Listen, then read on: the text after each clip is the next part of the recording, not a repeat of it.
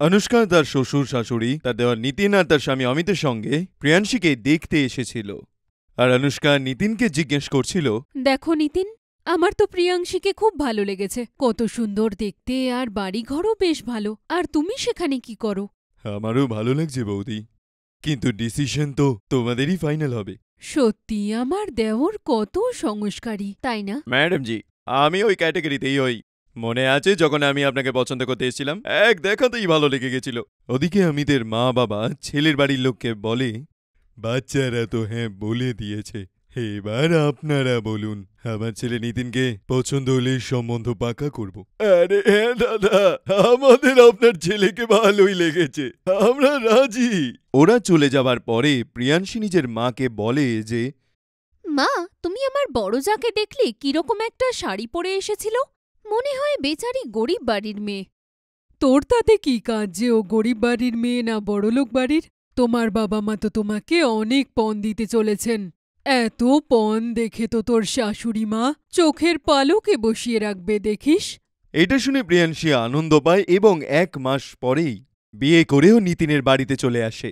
প্রিয়াংশীর মা বাবা যৌতুকে অনেক জিনিস দিয়েছিল, বাড়ির ছোট ছোট জিনিস থেকে বড় বড় জিনিস অবধি, এমনকি একটা দামি গাড়িও, সোনা এবং হিরেও।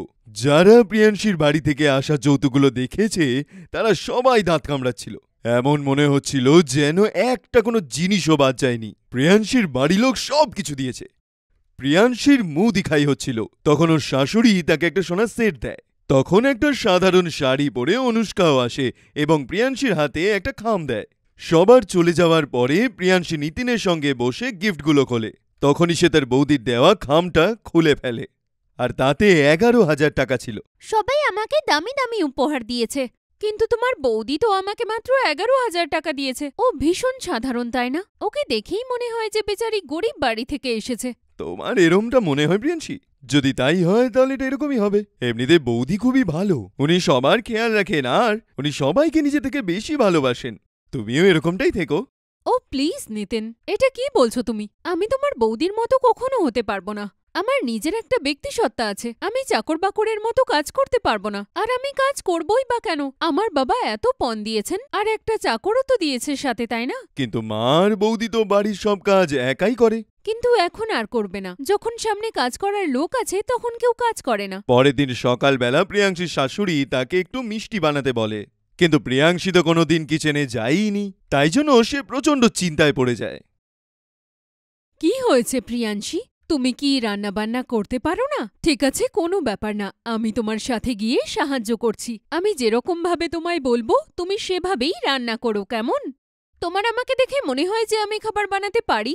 আমার এত দামি শাড়ি, আমার ম্যানিকিওর সব খারাপ হয়ে যাবে। আমার সাথে চাকর এসেছে না, সে খাবার বানিয়ে দেবে। আরে একটু আস্তে বলো, এটা যদি মা শুনে নেয় তাহলে বিপদ হয়ে যাবে। এখানে খাবার সবসময় বাড়ির বউরাই বানায়। আমি তোমাকে সাহায্য করছি। ওহো, এটা আবার কি বিপদ? দাঁড়াও, আমি অনলাইন থেকে খাবার আনিয়ে দিচ্ছি। প্রিয়াংশী অনুষ্কার কোনো কথাই শোনে না, আর সে অনলাইন খাবারটা অর্ডার করে দেয়। টেবিলে যখন খেতে দেওয়া হয় তখন সবাই বুঝতে পারে যে খাবারটা বাইরে থেকে আনা।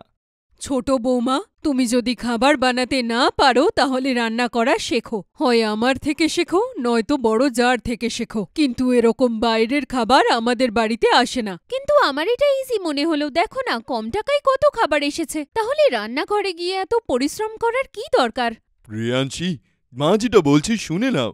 আমাদের বাড়িতে মেয়েরাই খাবারটা বানায়, মা আর বৌদি দুজনে মিলে খাবার বানায়, ওনারা তোমারও সাহায্য করবে। আচ্ছা আচ্ছা, ঠিক আছে, এখন তো এটা খেয়ে নাও, পরে কি হবে সেটা পরে দেখছি। তারপর পনের জিনিসও তো খুলতে হবে আর লাগাতেও হবে। হ্যাঁ হ্যাঁ, নিতিন অমিত দুজনে গিয়ে সব জিনিস খোল আর ওগুলো লাগিয়ে দে। আমার বাড়ি থেকে সব অটোমেটিক জিনিস দিয়েছে। অনুষ্কা বৌদি, তুমি সাথে করে কি এনেছিলে? বেশি কিছু না, আমি তো আমার সাথে অল্পই কিছু জিনিস নিয়ে এসেছিলাম। আমার মনে হয় ঘরে বেশি জিনিস থাকলে বড্ড বেশি ভিড় মনে হয়।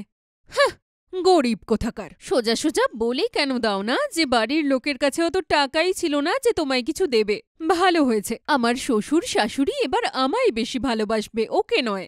জিনিসপত্রগুলো রাখার পর ঘরটা পুরো বদলে যায়। এটা দেখে প্রিয়াংশী ঘাবড়ে যায়। দেখলে তুমি দিদি, আপনি দেখলেন শাশুড়ি মা, আমার মায়ের চয়েস কত ভালো। এবার বাড়ি কত সুন্দর লাগছে। ঠিকই বলেছ তুমি, বাড়ি তো সত্যিই দেখতে সুন্দর লাগছে, সবকিছু ভীষণ দামি। আরে এটা তো কিছুই না, আমার মা না জানি আর কি কি দেবে ভেবেছিল, কিন্তু আমি বারণ করে দিই। জানো অনুষ্কা দিদি, আমার মা তো বিয়েতে চাকরদের 11,000 টাকা করে দিয়েছিল। অনুষ্কা এটুকুনি বুঝতে পারে যে প্রিয়াংশী তাকে কথায় কথায় সেই 11,000 টাকার খোঁটাটা দেয়। অনুষ্কার সব কাজ নিজেই করত। উল্টো দিকে প্রিয়াংশী যখনই কাজ দেখত তার মুখ বিগড়ে যেত, আর তার বাড়ি থেকে আসা চাকরকে কাজগুলো বলে দিত। এইভাবে অনেক মাস কেটে গেল, আর এবার দিওয়ালি চলে এলো। মা আমি কিচ্ছু জানি না। আমি চাই যে তুমি আমার শাশুড়ি মার জন্য হীরের হার পাঠাও, যাতে উনিও বুঝতে পারেন যে ছোট বৌমার বাড়ি থেকে দীপাবলির গিফট এসেছে। আরে আমার সোনা মেয়ে, তুই এত চিন্তা কেন করছিস? হ্যাঁ, ওই বাড়িতে তোর মুখ আমি কোনো দিন ছোট হতে দেব না। প্রিয়াংশীর মা বাবা প্রিয়াংশীর জন্য দীপাবলির উপহার নিয়ে আসে, যেখানে দুই ভাইয়ের জন্য দামি ঘড়ি, শ্বশুরের জন্য চেন, আর শাশুড়ির জন্য হীরের সেট ছিল, আর অনুষ্কার জন্য কানের দুল ছিল। আরে বাবা রে, দীপাবলির জন্য এত বড় গিফট! হ্যাঁ দিদি, আমাদের এখানে তো এরকমই গিফট দেওয়া হয় নিজের মেয়ের শ্বশুর বাড়িতে। তোমার বাড়ি থেকে এখনো দীপাবলির গিফট আসেনি? হ্যাঁ হ্যাঁ হ্যাঁ, এখনো তো এসে পৌঁছায়নি। যখন আসবে তুমিও দেখে নিও। সন্ধেবেলা অনুষ্কার বাড়ি থেকে একজন ভদ্রলোক এবং ভদ্রমহিলা আসেন, যারা বলেন যে তারা সম্পর্কে অনুষ্কার কাকা কাকি হন। অনুষ্কা দৌড়ে গিয়ে তাদেরকে গলায় জড়িয়ে ধরে। ও মাই গড, ওর বাড়ির লোক তো সত্যিই ভীষণ গরিব। শুধু একটা মিষ্টির প্যাকেট আর একটা শাড়ি দিয়ে যাচ্ছে, আর খাতিরদারি তো এখানে এমন হচ্ছে যেন কত বড় বড় গিফট নিয়ে এসেছে। তখনই ওখানে টেবিলটা লাগানো হয়। টেবিলে দারুণ দারুণ খাবার ছিল। অনুষ্কার কাকা কাকি এবং প্রিয়াংশীর মা বাবা একসঙ্গে বসেছিল। বেয়ান, এই হলো আমাদের অনুষ্কার মা। ওরা বছরে একবারই আসে, কিন্তু দীপাবলিতে ওরা আসতে পারে না, কারণ ওনাদের নিজেদের অনেকগুলো অনাথ আশ্রম, বৃদ্ধাশ্রম আরও এরকম অনেক জায়গায় যান, যেখানে সবাইকে উপহার দেন। তবে দীপাবলির পরে ওনারা দেখা করতে আসেন। এইটা শুনে প্রিয়াংশী আর তার বাড়ির লোক অবাক হয়ে যায়। অনুষ্কা তো সবসময় একটা সাধারণ শাড়িতে ঘুরে বেড়ায়। তখন প্রিয়াংশী ভাবে যে যেহেতু তার বাড়ি থেকে অনেক ভালো ভালো জিনিস এসছে, তাই বড় বউয়ের মুখ রাখার জন্য তাকে মিথ্যে কথা বলা হচ্ছে। তার মানে মা, আপনার কথার মানে অনুষ্কা দিদির বাড়ির লোকেরা ভীষণ বড়লোক, কিন্তু ওদের দেখে তো সেটা মনে হয় না। আরে হ্যাঁ ভাই, হ্যাঁ, আমাদের বড় বউ অনুষ্কার বাবা খুব বড় লোক ছিল, কিন্তু এদের পরিবারে একদম শো অফ নেই। একটা কথা বলি আপনাদেরকে, যখন আমি অনুষ্কাকে প্রথমবার দেখেছিলাম তখন লোহার টি শার্ট পরেছিল।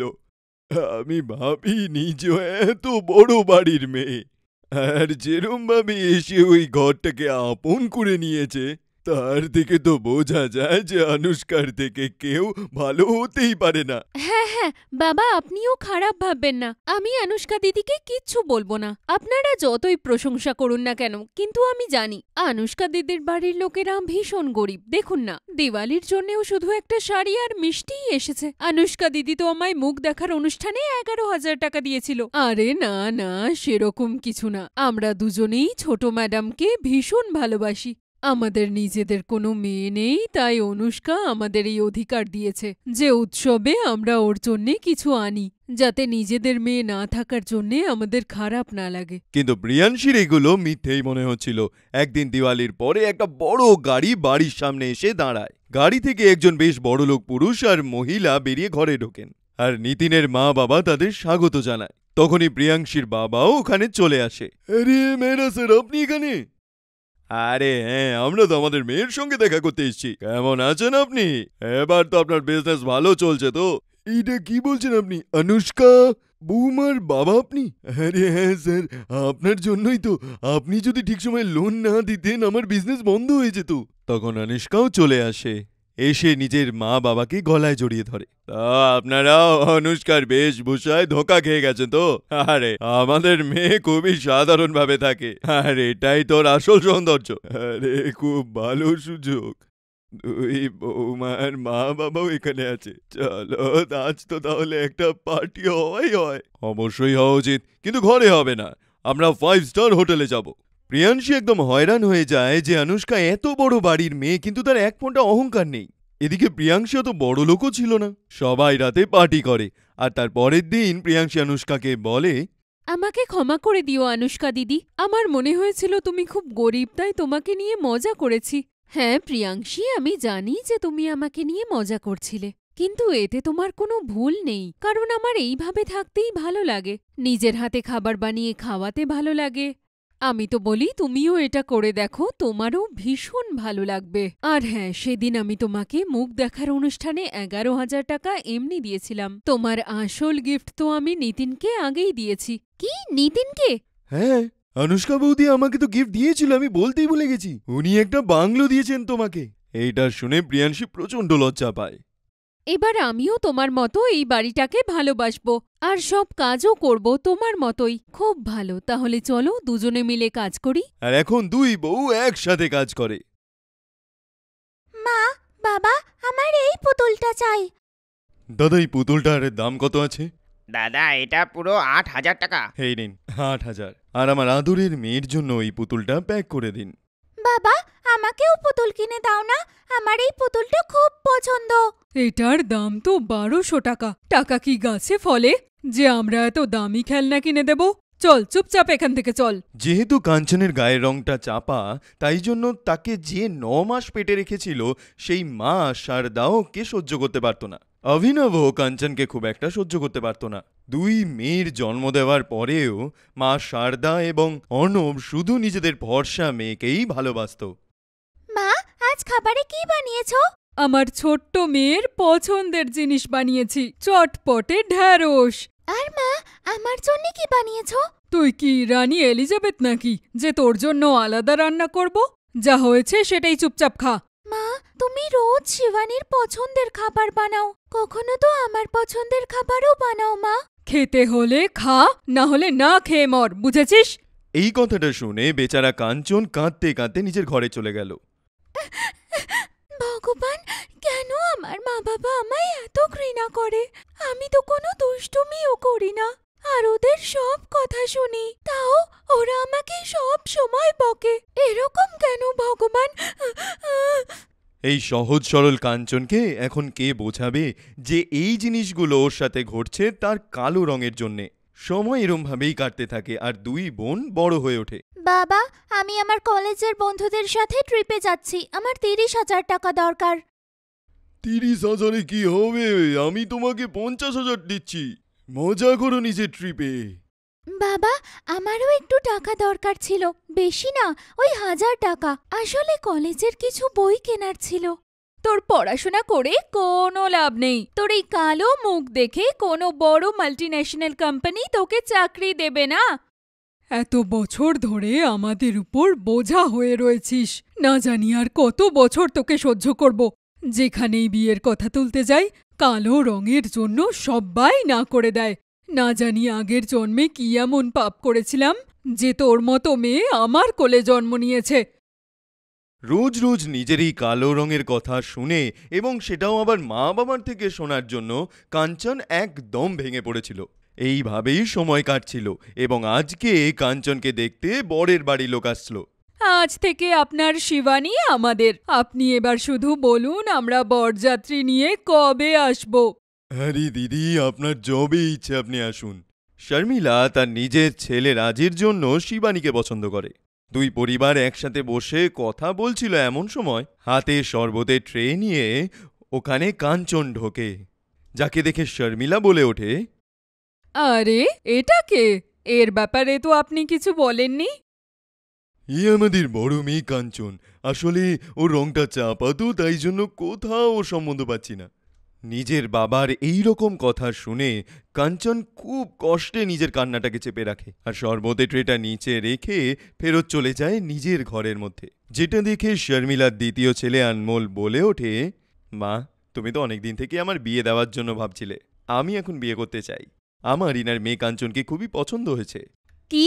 কিন্তু ওই কালো মেয়ের মধ্যে তুমি কি এমন দেখলে? মানুষের পরিচয় তার রং দিয়ে কখনোই হয় না, বরং তার মন দিয়ে হয়। যদি আমি বিয়ে করি তাহলে কাঞ্চনকেই করব। আরে দাদা, আমারও ওকে খুব ভালো লেগেছে।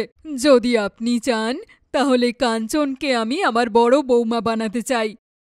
নিজের কালো মেয়ের জন্য সম্বন্ধ আসছে দেখে অভিনব এবং শর্মিলা দুজনেই রাজি হয়ে যায়, কিন্তু শিবানী এই সম্বন্ধে একদমই রাজি ছিল না।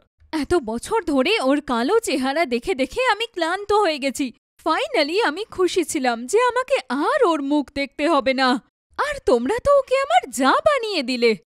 আরে শিবানী, বোঝার চেষ্টা কর মা। ও যতই তোর যা হোক, কিন্তু আসলে ও তোর উপর নয়, তুই ওর উপর হুকুম চালাবি বিয়ের পর। তোকে বাড়ির কোনো কাজ করতে হবে না, তুই মহারানী হয়ে থাকবি আর ও তোর চাকরানী। তার মা শর্মিলার কথা শুনে শিবানী প্রচণ্ড আনন্দ পায়, কিন্তু এই কথাগুলো কাঞ্চন ঘরের বাইরে থেকে শুনে ফেলে, যেটা শুনে ওর প্রচণ্ড দুঃখ হয়। সময় এভাবেই কাটতে থাকে, আর এখন কালো এবং ফর্সা মেয়ের বিয়ের তোড়জোড় শুরু হয়ে যায়। দাদা, আমার মেয়ের আশীর্বাদ আছে, এমন গাউন দেখান যাতে আমার মেয়ের উপর থেকে কারুর নজর না সরে। মা, আমার তো এই লাল রঙের গাউনটা খুব ভালো লাগছে। কিন্তু এটা তো 2 লাখ টাকা দাম। 2 লাখ তো কি বাবা, যদি 10 লাখ টাকা হতো তাও আমি নিতাম।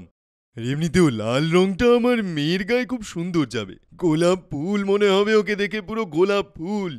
শর্মিলা আর অভিনব তাদের ফর্সা মেয়ের বিয়ে দেওয়ার জন্যে শহরের সব থেকে বড় মল থেকে লাখ লাখ টাকা দিয়ে কেনাকাটা করছিল, উল্টো দিকে তাদের কালো মেয়ের জন্যে একটা লোকাল মার্কেট থেকে কম দামি জিনিস কেনে। তোর কালো গায়ের রঙের উপর তো এই গাউনটাও ভালো লাগবে না, কিন্তু কি করব, দোকানে কোনো এমন রঙও নেই না যা তোর কালো রঙের উপর ভালো লাগবে। নিজের মেয়ের এনগেজমেন্টের জন্য পয়সায় কোনো কার্পণ্যই করে না, আর শহরের সব থেকে বড় ব্যাংকোয়েট হলটা তার এনগেজমেন্টের জন্য নেয়। কি হয়েছে, তোমায় চিন্তিত মনে হচ্ছে? সব ঠিক আছে তো? শর্মিলা, আমি যা যা স্বপ্ন দেখেছিলাম আমার মেয়ের বিয়ে নিয়ে, সেগুলো সবই সফল হচ্ছে, এবং শিবানীর বিয়েতে কিন্তু কাঞ্চনেরও বিয়ে হবে। ওটা দেখে লোকে মনে হবে যেন পায়রার মধ্যে কাক বসে আছে। ওই কাঞ্চনের জন্য আমার মেয়ের সম্মানটা যেন না চলে যায়, ঠিক আছে? তুমি চিন্তা করো না, আমরা আগে শিবানী মায়ের আশীর্বাদ ধুমধাম করে করব, আর সব শেষে ওই কাঞ্চনের। ততক্ষণে সব অতিথি চলে যাবে। কাঞ্চন তার নিজের মা বাবার মুখ থেকে এই সব কথা শুনে নিজেকে আর সামলে রাখতে পারে না। সে কাঁচের মতো ভেঙে পড়ে ভিতর থেকে, আর তার চোখ থেকে জল বেরোতে থাকে। এরম ভাবেই কিছুটা সময় আরও কেটে যায়, আর আজকে অবশেষে 2 বোনের বিয়ের দিন চলে আসে। আমার শিবানী মায়ের মেকআপ এমন করো যাতে সবাই ওকে দেখতেই থাকে। ম্যাম, আপনি তো ওর মেকআপও বেকারই করাচ্ছেন। এত সুন্দর মেয়ের আবার মেকআপের কি দরকার আছে বলুন? মেকআপ আর্টিস্টের মুখ থেকে নিজের ব্যাপারে তারিফ শুনে শিবানী তো হাওয়াই ভাসতে থাকে। মেকআপ আর্টিস্ট শিবানীকে তখন রেডি করছিল, তখনই কাঞ্চন ওখানে যায়। মা, আমি তৈরি তো হয়ে গেছি, কিন্তু আমার চুল বাঁধা হয়নি। তুমি ওনাকে আমার চুলটা বেঁধে দিতে বলো না। আরে, এটা কেমিস ব্ল্যাক বিউটি। দুর্ভাগ্যবশত এটাই আমার বোন। ও সত্যি তোমার বোন? কত পার্থক্য না দুজনের। একজনের তো মেকআপের দরকারই নেই, আর একজনের মেকআপ তো ছাড়ো, ওর তো প্লাস্টিক সার্জারির দরকার। এইটা বলে ওই মেকআপ আর্টিস্ট কাঞ্চনের কালো রং নিয়ে মজা করে, যেটা দেখে তার মা, তার বোন এবং ওখানে আসা যত রিলেটিভ ছিল সবাই ওর দিকে তাকে হাসতে থাকে। কিন্তু বেচারা কাঞ্চন এইবার নিজেকে সামলে রাখে, কাউকে কিচ্ছু বলে না। কিছুক্ষণের মধ্যেই ছেলের বাড়ির লোক বিয়ের জন্য ওখানে চলে আসে। অভিনব তার ভরসা মেয়ের বেশ ধুমধাম করে এন্ট্রি করায়। শিবানী তার লম্বা গাউনটা পরে গিয়ে নিজের বরের সাথে স্টেজে দাঁড়ায়, আর উল্টো দিকে বেচারা কাঞ্চন তার নিজের বিয়ের দিনেও একটা কোণাতেই দাঁড়িয়েছিল। কিছুক্ষণের মধ্যে শিবানীর এনগেজমেন্টটা শুরু হয়, কিন্তু তখনই ডেকোরেশনের লাগানোর জন্য যে লাইট ছিল তার মধ্যে শর্ট সার্কিট হয়ে যায়। শিবানীর গাউনটা অনেকটা লম্বা ছিল, তাই জন্য ওটা স্টেজের পিছনের দিকেও চলে গিয়েছিল। শর্ট সার্কিট থেকে যে আগুনটা ধরেছিল সেটা শিবানীর গাউনে লেগে যায়, কিন্তু সেটা কেউ দেখতে পায় না। তখনই কাঞ্চন শিবানীর জ্বলন্ত গাউনটা দেখতে পেয়ে যায়। হে ভগবান, শিবানীর গাউনে তো আগুন লেগে গেছে। কাঞ্চন দৌড়ে দৌড়ে স্টেজের দিকে যায় আর নিজের হাত দিয়ে শিবানীর গাউনে লাগা আগুনটা নেভাতে থাকে। আগুনটা যাতে বেশি না ছড়িয়ে পড়ে, তাই জন্য কাঞ্চন তাড়াতাড়ি করে শিবানীর গাউনের পিছন দিকটা ছিঁড়ে দেয়, যার জন্য শিবানী তো বেঁচে যায়, কিন্তু আগুনের জন্য কাঞ্চনের হাত পা পুরো পুড়ে যায়, আর ও অজ্ঞান হয়ে মাটিতে শুয়ে থাকে। যেটা দেখে সবাই মিলে কাঞ্চনকে একটা হসপিটালের দিকে নিয়ে যায়, যেখানে অনেকক্ষণ ট্রিটমেন্ট করার পরে কাঞ্চনের হুঁশ ফিরে আসে। কাঞ্চন, তুমি ঠিক আছো তো? শিবানী কেমন আছে? ওর কোনো ক্ষতি হয়নি তো? এইরকম অবস্থাতেও কাঞ্চন সবার আগে শিবানীর ব্যাপারটাই জিজ্ঞেস করে। শর্মিলা, অভিনব এবং শিবানী নিজেদের খুবই লজ্জা পায়। যখন থেকে আমি কাঞ্চনের সাথে কথা বলা শুরু করেছিলাম তখন থেকেই বুঝেছিলাম যে আপনারা ওকে কালো রঙের জন্য খোঁটা দেন, কিন্তু আপনারা দেখলেন তো আজ এই কাঞ্চন আপনাদের ফর্সা মেয়েকেই বাঁচালো। রাজের কথা শুনে ওরা তিনজন নিজেদের ভুলটা বুঝতে পারে। কাঞ্চন মা, আমায় ক্ষমা করে দে। তোরা দুজনেই আমার কোলে জন্ম নিয়েছিস, তাও আমি তোদের মধ্যে কত ভেদভাব করেছি। ছোটবেলা থেকে আজ পর্যন্ত কখনো তোকে মা বাবার ভালোবাসা দিইনি, সবসময় তোকে খারাপ কথা বলে গেছি। এমনকি তোর এই এনগেজমেন্টের দিনেও আমরা তোকে এরম ভাবে ব্যবহার করেছি। আমাদের ক্ষমা করে দে। বাবা, তোমরা আমার কাছে ক্ষমা চেও না। শুধু একবার আমাকে তোমরা মেয়ে বলে মেনে নাও, তাতেই আমি খুশি হব। আমার আর কিচ্ছু চাই না বাবা। কাঞ্চনের কথা শুনে অভিনব এবং শর্মিলা কাঞ্চনকে গলায় জড়িয়ে ধরে, আর ওদিকে শিবানীও কাঞ্চনকে নিজের ভুলের জন্য ক্ষমা চেয়ে নেয়। এরপরে অভিনব আর শর্মিলা মিলে নিজেদের কালো এবং ফর্সা মেয়ের ধুমধাম করে এনগেজমেন্ট করায়। আবার তাদের বিয়েতেও দুজনের আয়োজনে কোনো রকম কমতি রাখে না। আর এখন বিয়ের পরেও দুই কালো এবং ফর্সা বোন নিজেদের মধ্যে একসাথে শ্বশুরবাড়িতে থাকে।